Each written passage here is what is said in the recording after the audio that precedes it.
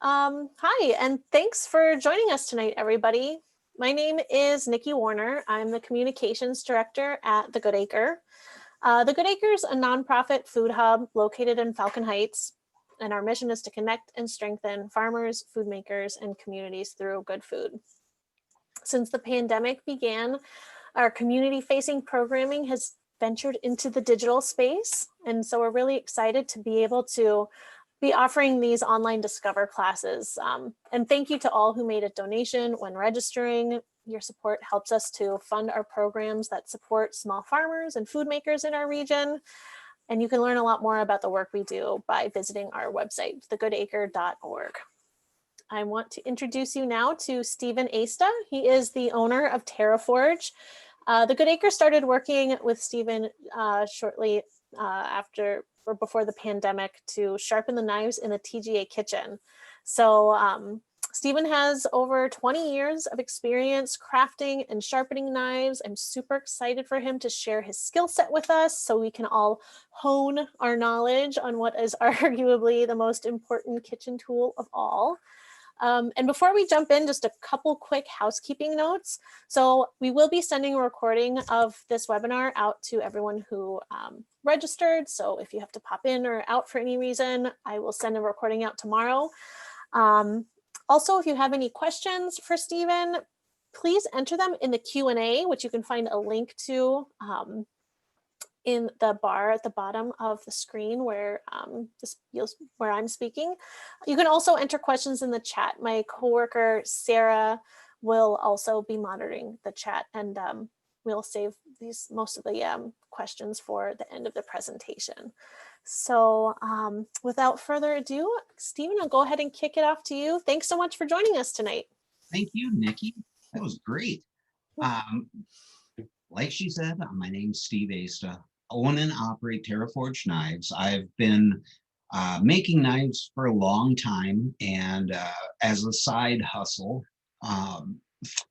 And I learned to forge Scandinavian style knives from a Finlander who came to us, I don't know, 20 years ago, 25 years ago, something like that.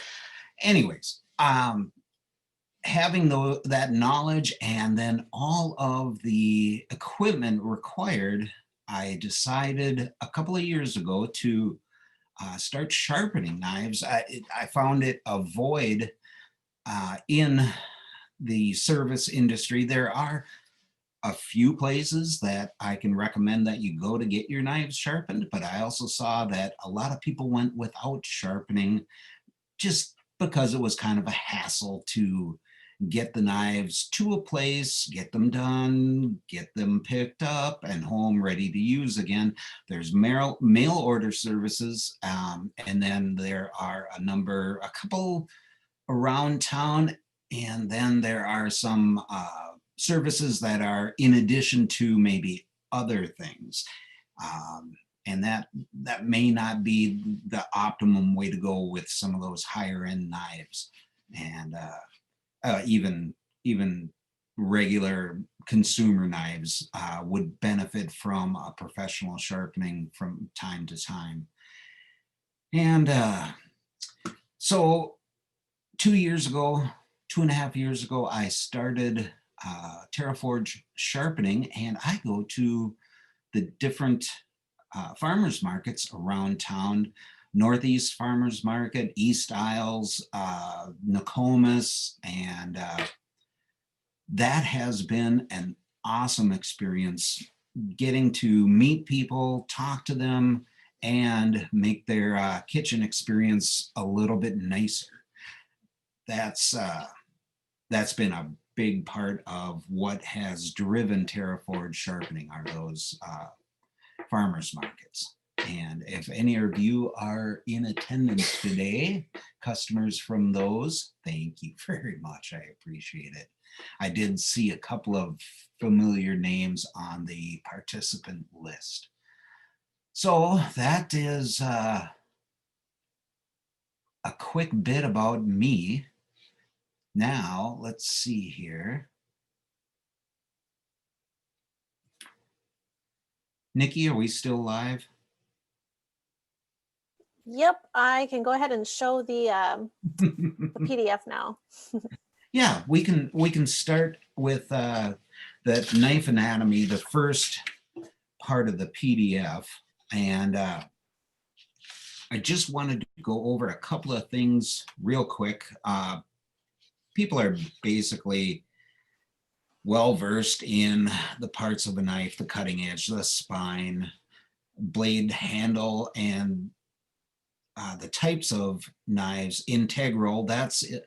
The picture on both pictures depict an integral knife. The bolster is integral to the knife. So, and they are both full tang knives, which means that the width of the handle, or the height, is that is directly attached to, or a part of, the knife. The handle is riveted on, the handle scales or material is riveted onto the knife itself, and that construction is the most popular, what people are familiar with, and probably the strongest. But in terms of a kitchen knife, being the strongest may not be the most ideal. You might want a little lighter knife with a hidden tang, where the handle envelops the tang of the knife. Anyways, the spine, that's one thing that I want to touch on. That spine can be radiused or smoothed out by your sharpener. And what that does is, when you choke up on the knife and use the forward grip, that spine can be smoothed out so that it, as you're repeatedly cutting, it's comfortable. And any sharpener can do that. Bob Kramer knives, that is from Kai, I believe, Kai USA, which would be Kershaw. Yes, I believe so. Anyways, his spines come already radiused and smoothed out. But that's one thing that like I said, your sharpener can do for you. If you use that handhold that's choked up with your fingers on the blade, just makes it a little bit more comfortable. And then the heel, that's another thing. I've working in the kitchen with this knife in particular, the heel is very sharp, and I inadvertently nick myself all the time. So I've taken to rounding off that heel, and that is something you can ask your sharpener to do if you find that that is a problem. The other thing is on the tip, the point, that's where all the force can be concentrated in terms of a poking motion and also in terms of a cutting motion. So that also is the part that takes quite a bit of abuse. Either I see fractures down at the heel, or fractures or a bent tip up here. And being aware of that will help to minimize that damage. Also, you can ask your sharpener to either round that tip if you find that that's maybe more of your preference, or you can ask your sharpener to re-tip it, and they can put a razor sharp point on there, so piercing action will be facilitated. Now let's see here. The belly, yes, and the cutting edge in the belly may have, this particular knife is a fairly straight edge until you get way up to towards the tip. And so it doesn't lend itself to a rocking motion very easily, but as a slicing motion, it does work well. Other knives can be more rounded for that easier rocking motion, if that's the way you were trained, or that's the way that you prefer to chop. Let's see here. Oh, just a quick thing about the handle scales, or the black part of these two knives. the rivets sometimes come loose, and that can be reset. And once that rivet comes loose, you'll be able to either see it or feel it, and you want to get that reset quickly so that it doesn't break apart, because those rivets are helping to hold not only the scale onto the blade, but holding it together. As soon as you can make, as soon as it moves just a little bit, it's much easier to fracture that and crack it right off. So, and that is a mechanical connection, and it can work loose over time. Then let's just go to the next section. Common knife terms, there's a lot in there. Yeah, the edge. The edge is a cutting surface of the blade that extends from the point to the heel. Okay, yeah, pretty much everybody knows that. But if you want to scroll up a little bit, Nikki, the distal taper. That is a concept long used by knife makers in different parts of the world. Yes, and that can be forged in, or that can be ground in.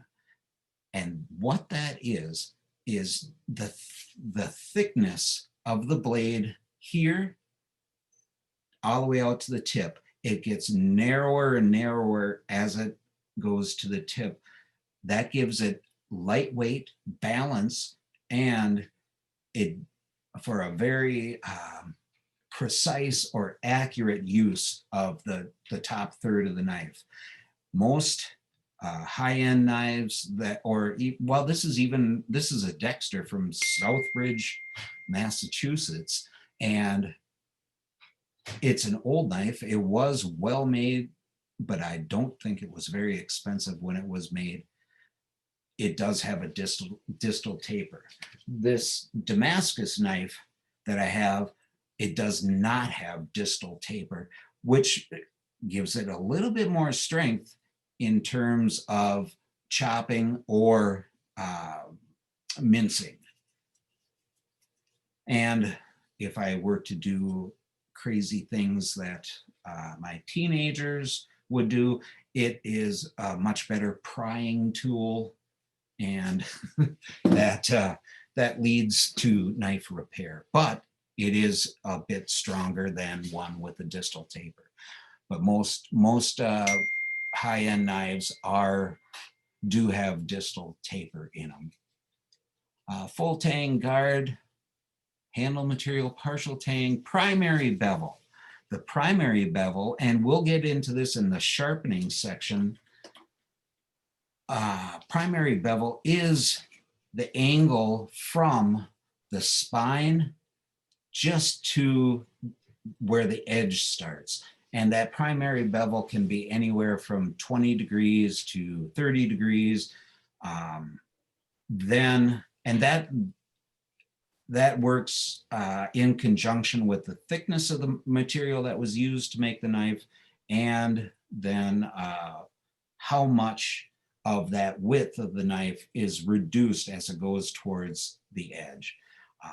Most knives are in that 20 degrees per side range. Now can we go a little bit further on this, Nikki? Secondary bevel. That is the critical part of the edge. And the secondary bevel, there are a lot of terms in the knife world, primary bevel, secondary bevel, cutting edge.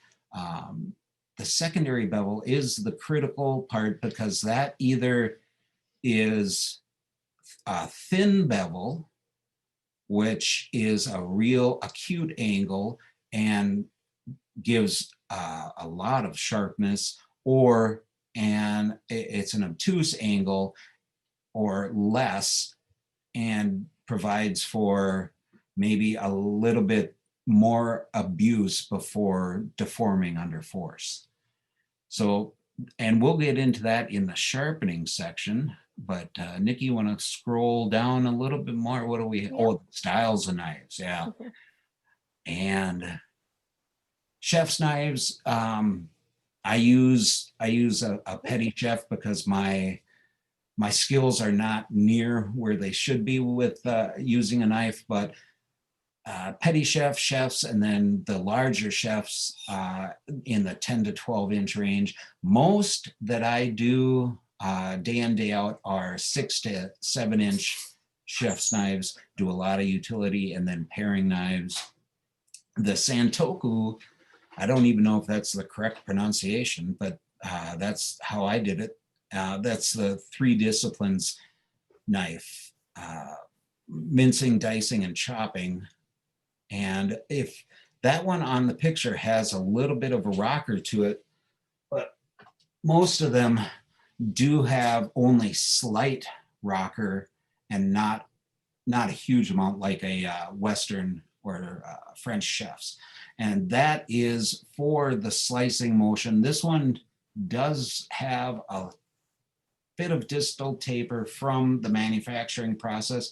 And then Nikki was asking about the scallops on the side, and that is to reduce stiction when you're going through wet vegetables, so they don't, and she mentioned onions, so that the pieces don't stick to the blade, that they'll come off a little bit more easily, and you'll have an easier time slicing. But the Santoku is an extremely popular knife in kitchen knives, and that's because it just plain works. You aren't going to be doing the rocking, but you will be doing slicing operations really well with a knife like that, with that style. The boning knife, and that does go into fillet knives as well, but a boning knife is substantially stiffer than a fillet knife, very similar shape, and it's sharpened all the way down to the guard. The boning knife is narrow like that too, and I've seen professional chefs do it. I don't know how they do it, but they can debone very easily, very precisely, and they turn that knife in their hand as they're working it through the cut. Yeah, it's pretty cool stuff. But a fillet knife is shaped similar, and people know that, especially in the Midwest, Minnesota, because we fish all the time. And but a fillet knife has a lot of flex built into it, mainly to be able to remove or not include bones or backbones in, or bones in the fillet. So, and that's, the flex is part of that, to work around those things within the fish that you don't want to cook and eat. Bread knife, serrated bread knives are serrated to concentrate the cutting force on those peaks, just like having the tip of a knife be have concentrated force. The same thing with a bread knife. Each scallop is a force multiplier as you go through that bread. Yeah, cleavers. I can't think of a time that I've used a cleaver, but yeah, cleavers, that is the axe of the kitchen. It can go through whatever you need it to go through, and then it can be sharpened at the same angles as your chef and utility knives. It just has more thickness behind that edge or above that edge to provide durability and strength for those chopping operations. You can scroll down a little bit more, Nikki. Thank you. Now we get into the weeds, because steel consideration, carbon steel, stainless steel, tool steel. Oh boy. I included all the steels in the handout just as an illustration of what is available to knife makers and knife manufacturers.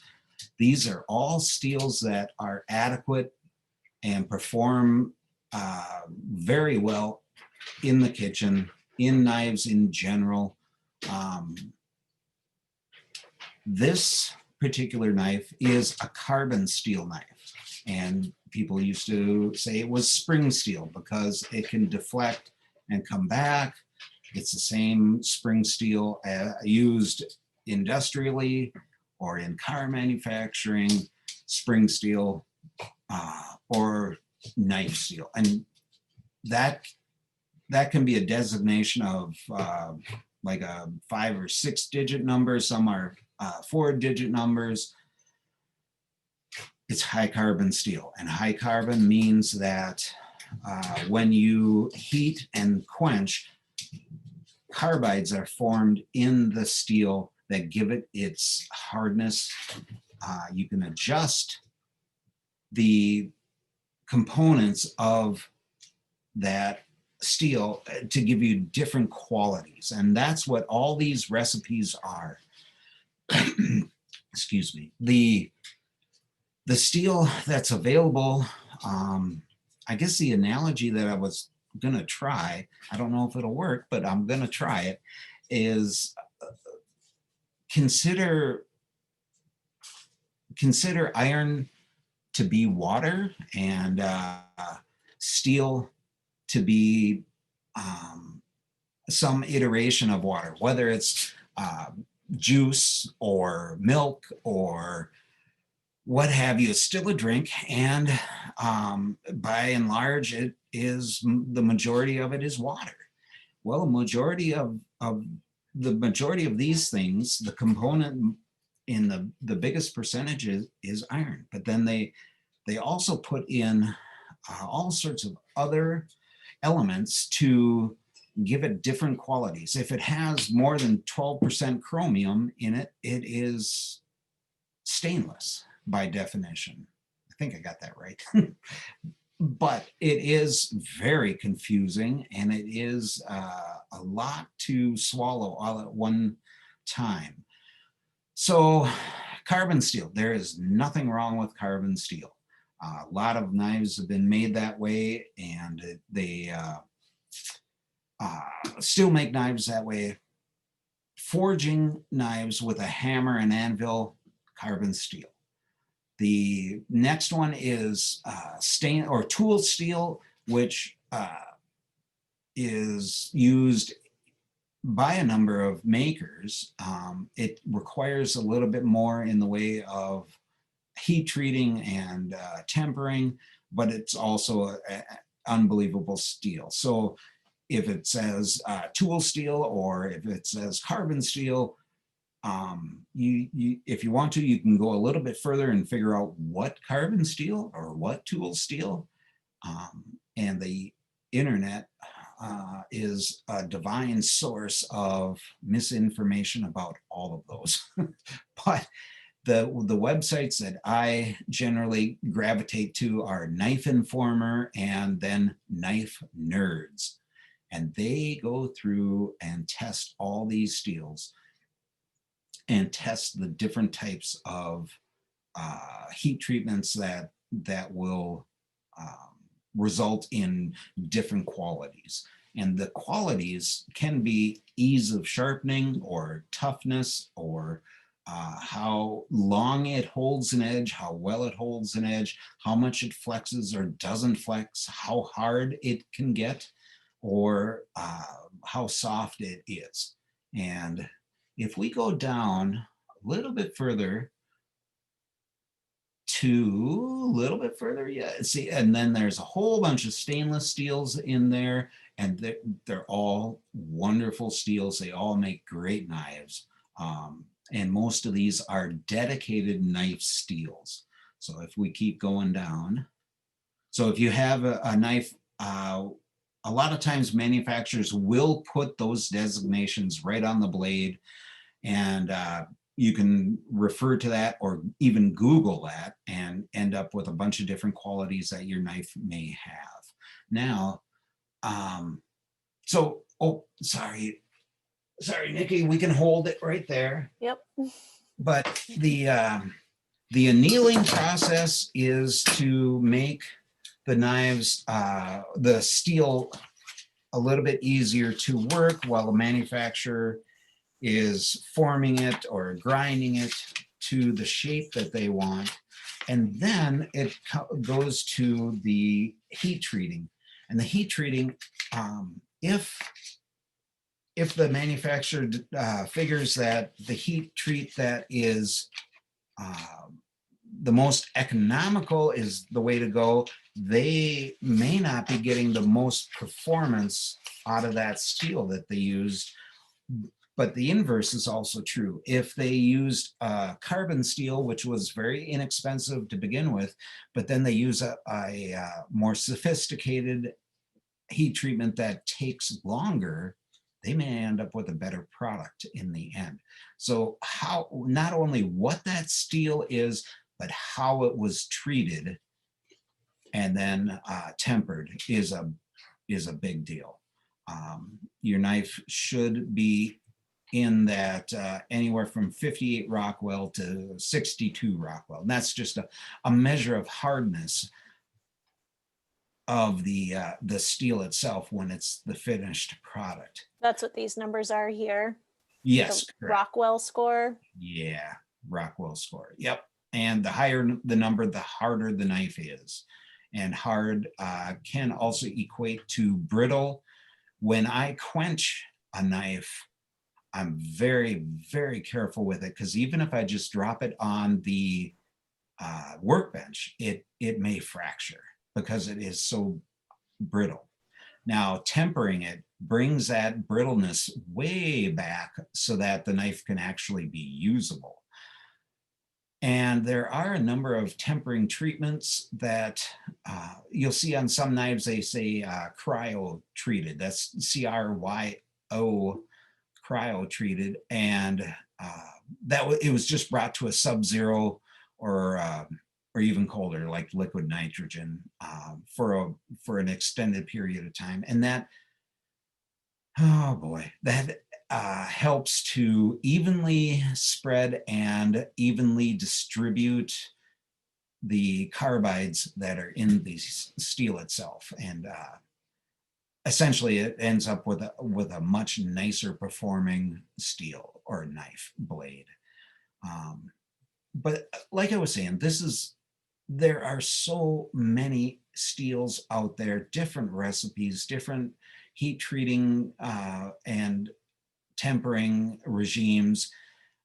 If you're going with Wusthof or Henkel's or Shun or pretty much any of those big name manufacturers, you're almost guaranteed good performance and the appropriate heat treating regimen for that steel. Now, edge angle mysteries. This, if you thought, or if you're thinking that the availability of steel, different types, is confusing, this right here is very difficult to wrap your head around. And then when you go to look and try to find information, the information you may find may make all the sense in the world as you're thinking about it, but it may be totally incorrect. There are a lot of myths about knife edges and how that edge performs. And there are, with the advent of microscopy, so that you can take photos like this black and white photo of an edge, people are studying it and figuring things out and then statistically backing up their theories with repeatable tests. And that's what you have to look for, because each manufacturer, each maker claims, most of them claim some proprietary ability to produce the finest edge. And it's not really art, it is science. What you're doing is you're bringing that, oh,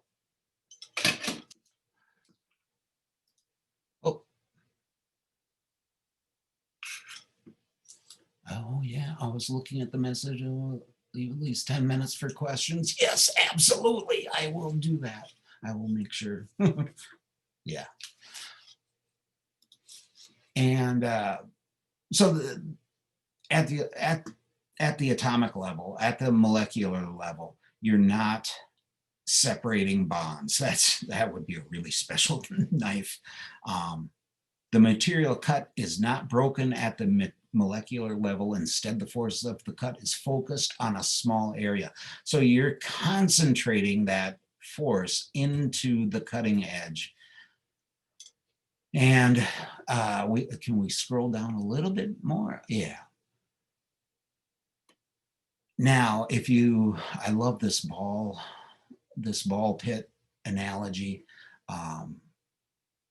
And essentially, what you're doing with the knife is you're tearing apart on a small scale that material that the knife is going through. And the basic upshot is, and you may not, yeah, the basic upshot is the best angle is not for the type of what you're doing. You know, a cleaver, a fillet knife, a petit chef, a regular chef, a Santoku. The best angle for each one of those is the angle that is the smallest, and that the blade still supports without deforming under force. And what that means is I sharpen most knives to an included angle of 24 degrees. Shuns are 16 degrees per side. And so that's on this here, on this part of the handout, that is the secondary bevel. The primary bevel is that part of the knife here. Let's see if I have, yeah, you can see it a little bit on this fillet knife. There's the primary bevel with a line going through the center of the knife longitudinally. That is the primary bevel. And then this has a micro bevel right by which is essentially the secondary bevel on the diagram here. If that secondary bevel is too narrow, is too acute, the steel behind it can't support it and it will fold over. And that's where you see Chef Ramsay taking the steel and drawing the knife across it in the fashion that he does, or any other chef does. They're using that knife steel to straighten out that secondary bevel. It's still sharp. They're not taking off steel when they do that. They're straightening it because it deformed. And in my experience, I'm going to sharpen that knife such that it won't roll. And that's where I've found the best performance and the longest lasting edge. So if you want to scroll down a little bit more, Nikki,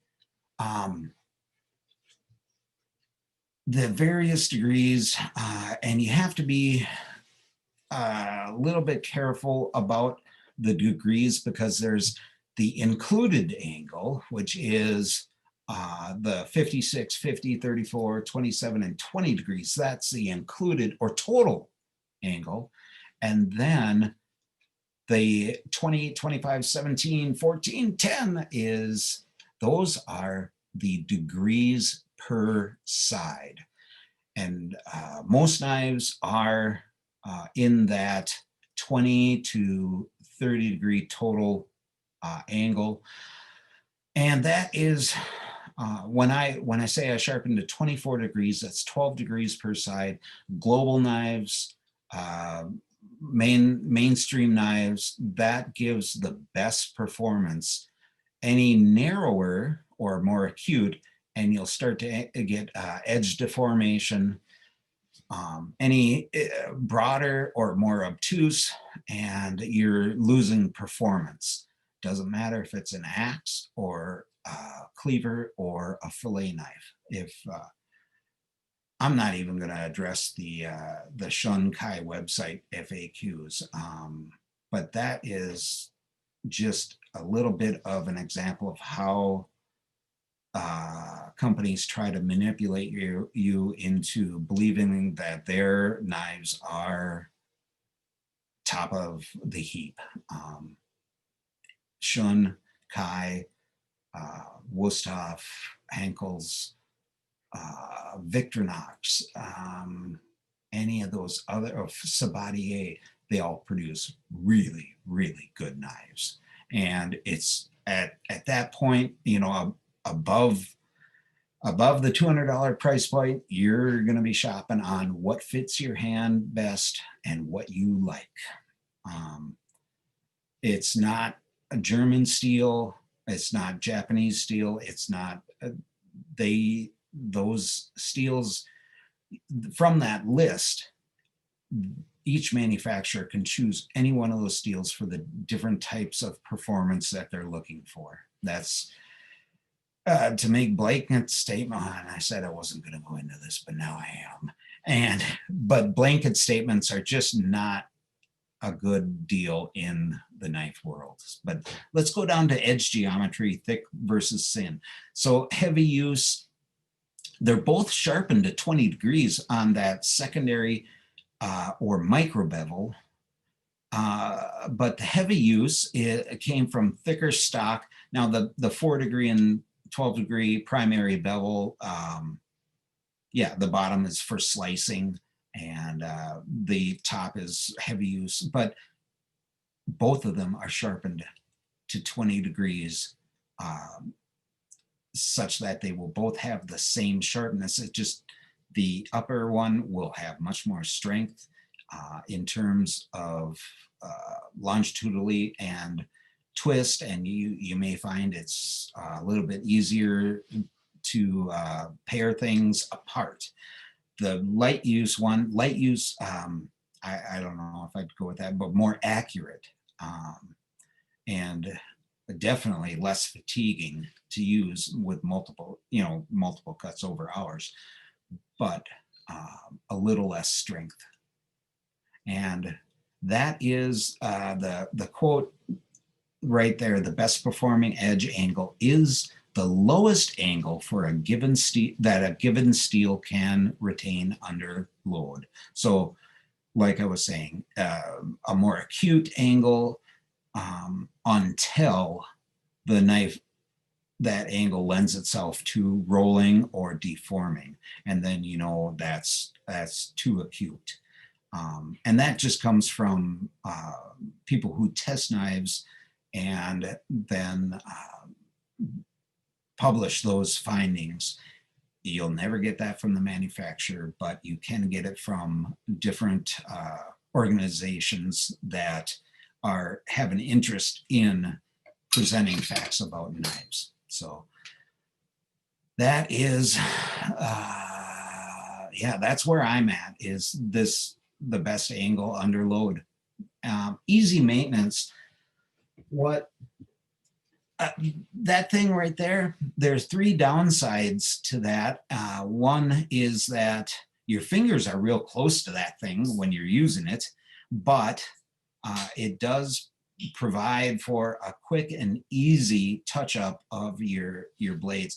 The other thing is you're drawing it through those V-shaped channels. So if I have this knife and this thingamajig, I'm gonna make sure that it's at 90 degrees and then just draw it through on a pull stroke each time, and I'm touching it up. The angle is preset. You can't adjust it. It's not spring-loaded or anything. It seems to work very well, especially for the knives that I sharpen.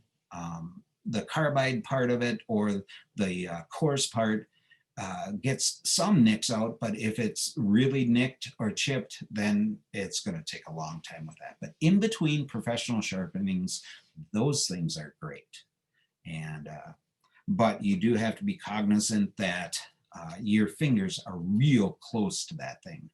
and you're doing a slicing motion, and that's just from a little bit of a bad experience, but it does work well. And I've gotten them at REI and Cabela's, and I usually have one of these in my travel bag and in the vehicle, because they seem to work really well on a variety of knives, and they'll put back an edge to working sharp in no time at all. So, how about questions, Nikki? I'm sure I missed stuff, and there's going to be some really well thought out questions here. All right. Well, Sarah's been monitoring the Q&A. I will kick it to her to go ahead and scroll through. Any attendees still have some? Feel free to. Could you go back to the screen share and go back to that image that was up? Yeah. The knife sharpening. And Stephen, could you talk a little bit more about like the difference between, can you scroll back up? Yeah, there you go. Keep going. There we go. Okay. The difference between like choosing the carbide versus the ceramic, like what difference does that make and what uses are there? Yeah, for the home sharpener. The carbide on that one, and then on this one, it is the coarse designation on the sharpener. That is if you have some nicks or chips in the blade, or you may even feel where the knife hangs up just a little bit. There's a little bit of a burr on that, and it's slowing down. It's not as smooth. You can use that carbide side a number of times, maybe say anywhere from 3 to 10 times. And what that carbide does is it's not giving it a very smooth finish, but it does have the ability to smooth out those chips and nicks and maybe even a little bit of a burr. And then when you've got it so that it gives a nice clean stroke all the way through, then move over to the fine part of it. And what you're doing is you're just refining those abrasions on the edge itself. And so, like I said, this works very well. There are some powered sharpeners that work well in the kitchen, but until you get way up there in price and or expense and training, I'd kind of stay away from those. I see a lot of knives with swirl marks up on, way up beyond the edge. And that's where that machine was not doing its job adequately. And this is a screen grab or a picture from Amazon. And I haven't used that one. I like how you can rest your hand on that on the countertop, but it's nowhere near as convenient or as easy to store as one of these things. And they're made by this one's Smith's. Lansky makes one, and like I said, those are great for keeping it touched up. Did that answer it, Sarah? Yeah, excellent. Okay. Thank you. Yeah. And you were talking earlier. Could you what are your top 2 knives that every home chef should have in their kitchen, and sort of what are their uses or purposes? Oh, sure. The 6-inch chef or a petty chef that's under 6-inch or 8-inch, and those are the 2 most common chef's knives. And then if you were trained to rock in terms of slicing or dicing, then you want to go with maybe a Western style or French style. If you were taught a slicing motion with the back and forth, holding it with your knuckles and then going back and forth, a Santoku would work well. Now those techniques, I have never been formally trained in those techniques, but that's my understanding of it. And in the kitchen, the 6-inch chef will do most everything that you need it to do. The next one is a paring knife, and how they fit your hand, and then how how well it holds an edge are the two considerations. And by holding an edge, what I mean is the ability of that steel to perform or get to a very precise point and then stay there. And that you almost have to shop on price point at that when you're at that point. And any of the stainless knife steels will do that. The carbon steel, now that the testing that I've seen overall is that a carbon steel blade and a super steel or a high-end steel blade, they both can get almost equally as sharp. They both dull at the same rate until you get to maybe 80% of the sharpness or 85% of the sharpness. And then the super steel or the steel that is on the upper end of things, that maintains that sharpness on the order of 10 times as long as the carbon steel. The carbon steel keeps continually getting duller and duller, whereas those super steels may dull at the same rate until you get to about 85%, and then they level off for a long, long time. And that's why people are promoting those, is the longevity of the edge. And I don't think I have one on me, but that would be the Swilling, I think Bob Kramer, that's high end.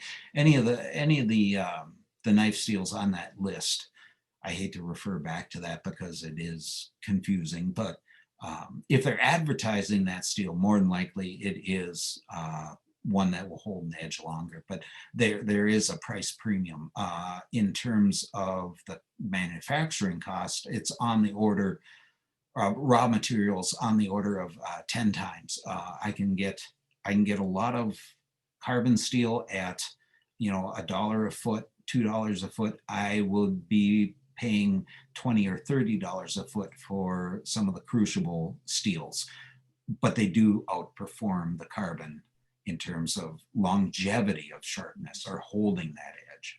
Yeah. Okay.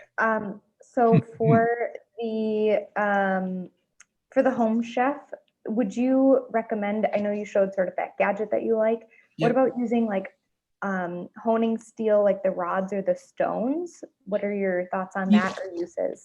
I like the rods where it looks a lot like a sharpening steel that you would get with your cutlery set, but instead it's ceramic, and so it does actually remove material as you draw it across the rod.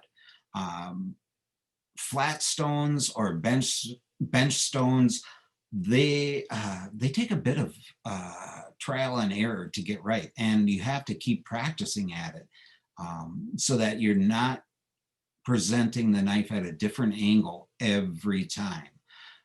Every time it has to be at the same precise angle. And if you look at some of the home sharpening kits from Spyderco or some of the other manufacturers, they spend a lot of money and time on fixtures that will keep that edge or keep the knife at the correct angle every time you make a pass across the stone. And that's the accuracy of that, how that blade is held to the stone is critical. If you move that even just a little bit, you're going to be rounding the edge. And so practice, and it is a skill that's developed through trial and error. And there's lots of YouTube stuff on how to do it, especially the Japanese water stones. And you should make sure you get the basically what would be coarse, fine, extra fine, or a honing, with a strop, and that is gaining in popularity. I do the hand sharpening when I need to settle down, because it is very soothing to me to do that over and over and over and over and just concentrate on the one thing, but it's not for everybody. So yeah. Great. Paul was wondering if you have any specific home sharpening kits that you recommend for amateurs. The Lansky and the Spyderco, and I can at some point I can give a link to that. What you're looking for is a fixture that's easy to use and presents the knife to the stone the same angle every time. And most of them are really pretty good at doing that. And there's a trusted source for me is Sharpening Supplies, and they're out of eastern Wisconsin somewhere. I can't remember exactly where, but Sharpening Supplies. They have good prices, great selection, and they have a tremendous resource of knowledge, and they're willing to help you out when you give them a call. So, and I do order a fair bit of stuff from them, and I receive no benefit whatsoever. So it's a plug for them because they have done me well in the past. Great. Maybe we can include a couple of those links in the email, the follow-up email that we'll send out. Somebody wants to know, they've been sharpening their knives for years and they're starting to look sort of ground down. How do you know when it's time to get a new knife? If it's getting past the point of where your 20-degree angle or your 25-degree angle, whatever angle that you've been using, when that becomes so narrow because the knife is so thick behind that edge, you know, you're working your way up towards the spine, the knife gets thicker and thicker and thicker, and at some point it's going to be very difficult to sharpen. And what you need at that point is called a thinning. So a knife maker or a knife sharpener would then thin down that knife again, such that it's now much smaller, but it performs like it did when it was new. You can only do that so many times, maybe twice in the knife's life. And people do get frustrated because as the knife works up into the spine, it's more difficult to sharpen. They figure that they have to remove more material, which makes the whole thing a spiral out of control. So yeah, having it thinned is the way to go at that point. And at some point it may just be too narrow to use comfortably. And that's when it's got to go. But that could be from, that's from over sharpening. And similar to that question, like when do you, I mean, you can tell sort of if things are getting difficult to sort of like cut or chop or whatever it may be. How frequently do you recommend people get their knives sharpened? In a commercial kitchen, I sharpen probably every month. At a home kitchen, depending on what's happened to the knives, it may be as little as 8 weeks. It could be as long as 6 months. I've seen some knives I've seen come back to me after a year and they were still working sharp, so, which means that they may or may not slice paper at that point, but you could probably get through a meal prep just fine. And that's because the operator was extremely careful about what they were doing, even though they used it all the time. So me, when I'm working in the kitchen, if I present that knife onto the cutting board and then move it off of 90 degrees, which I do all the time inadvertently, that will that deflection is mostly what dulls the knife. So straight on 90 degrees to the cutting surface, then it'll last a long time. Anywhere left or right of that, and it will dull quickly. Oh, good to know. I didn't actually know that. Yeah, but so you can, as soon as the performance degrades, especially grapes, tomatoes, and celery, if you're leaving strands of celery, I don't even know what that's called, then yeah, then it's time to, or if it has any damage to it. So that's all. And then knife storage, are knife blocks better than a drawer, or is there a difference? That is a great question. I like magnetic storage, but the knife has to be put onto the magnet and taken off the magnet directly, no sliding. And with knife blocks, there's enough of a gap there so you're not sliding it through or dragging the edge across the wood, which may or may not have debris in it. But knife blocks are just fine. Just make sure that when you draw the knife out of there, you're drawing it against the spine and not the edge. I like magnetic ones, but don't slide them off that.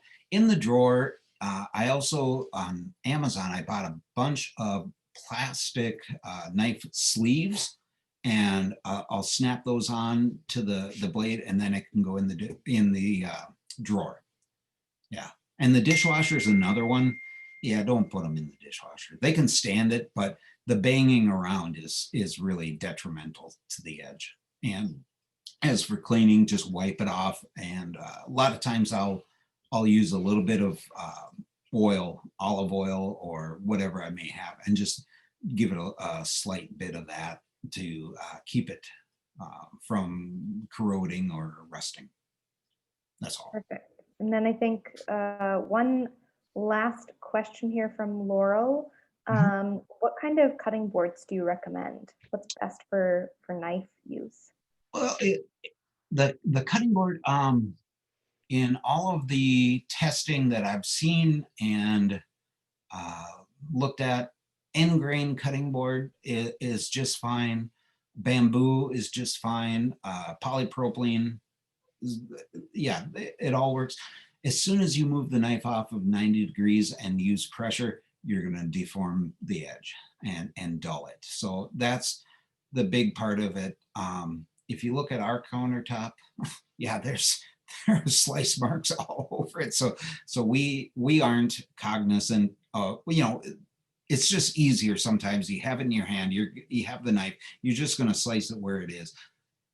90 degrees. That's the big part of that, is 90 degrees to the cutting surface so that you're not deforming the edge. And there are a lot of good ones out there. The polypropylene cleans up really well, and you can put it in the dishwasher without a fear of it coming apart. But wood does have antibacterial properties to it, some woods more than others. And then a lot of people like end grain, which I was mentioned before, but any of those cutting surfaces are just fine. Whatever you may want in your kitchen in terms of aesthetics, that's just great. Yeah. Well, thank you so much, Stephen, for enlightening us with so much of your knife skills. I have one last question. Any sharpening considerations for Thanksgiving? We're all going to break out that dusty old carving set. Any tips for taking care of that old, horned knife? Right. And that, if you bring it out and you have that sharpener, especially that draw through sharpener, that will work. You'll have to set aside a little bit of time in order to get it done, but the draw through works well. But the one critical, or maybe not, it's an easy test to do, is hold the paper like this, and then just a slicing motion, like that. That knife is working sharp, but it did kind of curl and leave a rough edge. A very sharp knife will leave a razor cut, will leave a clean cut. And that's when it's ready to go. So there you go. Test your turkey knife on a piece of paper. Then you'll know if it's sharp enough. Yep. Thanks again, everyone, for tuning in tonight. Stephen, thanks again for sharing all your knowledge with us. And we'll email everyone a recording so you can refer to it. And, Stephen's contact is in the email, so feel free to reach out to him for any of your sharpening needs. Stephen, are any of your markets still going on through the end of this month? Northeast and it's not Nokomis. It would be I forget what market it is now. They both have winter markets, outdoor winter markets. Awesome. And it may be a matter of dropping off and picking up Very instead of having it sharpened while you wait, because they will be shorter in duration. But we will be out there in the snow and cold. Very cool. Awesome. Well, thanks again, everyone. Have a great night, and we'll see you again for another Discover event. Thanks, Take care, everyone. Have a great night. Bye-bye. Bye.